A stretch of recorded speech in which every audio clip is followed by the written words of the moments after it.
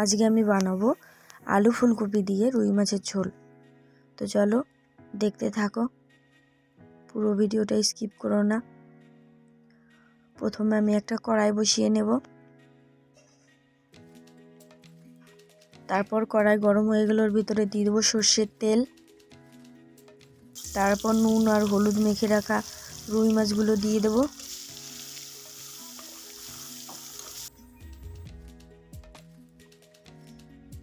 মাছগুলো একদম পিট ওপিট সুন্দর করে ভেজে নিতে হবে।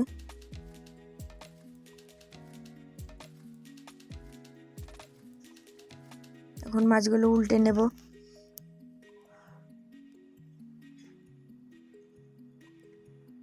তো এখানে আমার প্রায় কমপ্লিট মাছ ভাজা, আমি এখন তুলে নেব।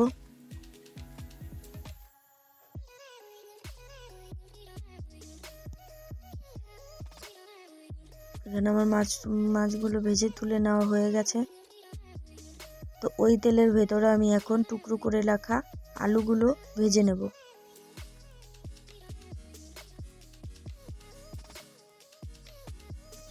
আলুগুলো একদম লাল করে ভেজে নিতে হবে।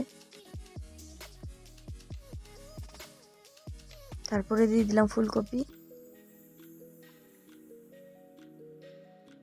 এখানে আমি ফুলকপি বেশি ব্যবহার করিনি, 2-3 টুকরো ফুলকপি নিয়েছি। এখানে আমার ভাজা কমপ্লিট, তারপরে তুলে নেব।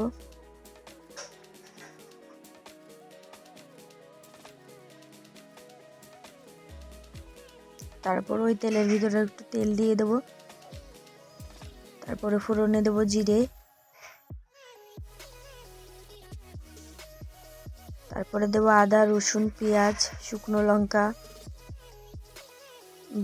বেটে রাখা, মানে মশলাটা আমি মিক্সিতে করে নিয়েছি, তেজপাতা,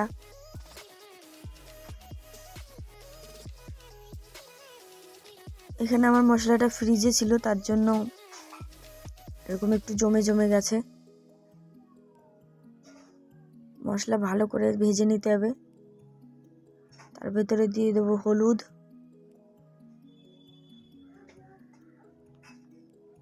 স্বাদ মতো লবণ,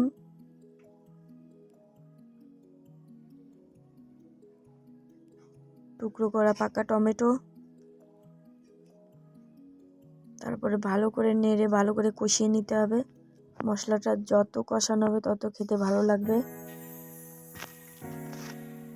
তো এখানে আমার প্রায় মশলা কষানো কমপ্লিট। তারপরে ভেজে রাখা ফুলকপি আলু দিয়ে দেবো।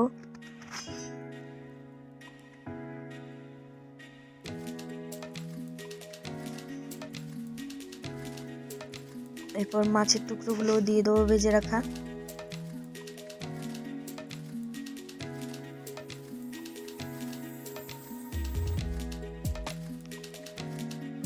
ভালো করে কষিয়ে নেব।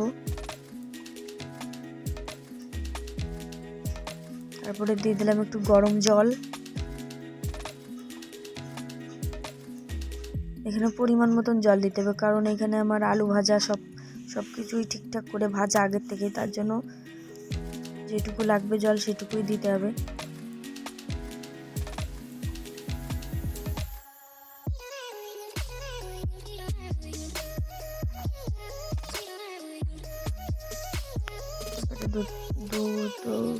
দুটো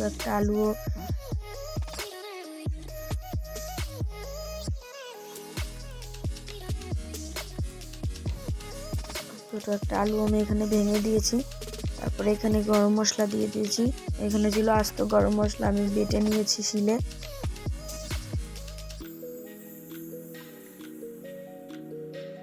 প্রায় কমপ্লিট আমার সবজি।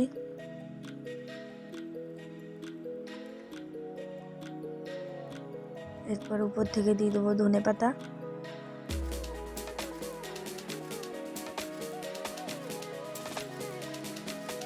আমার ভিডিও যদি তোমাদের ভালো লেগে থাকে তাহলে লাইক করো, কমেন্ট করে, শেয়ার করো, সাবস্ক্রাইব করতে কিন্তু একদম ভুলো না। নেক্সট ভিডিও দেখার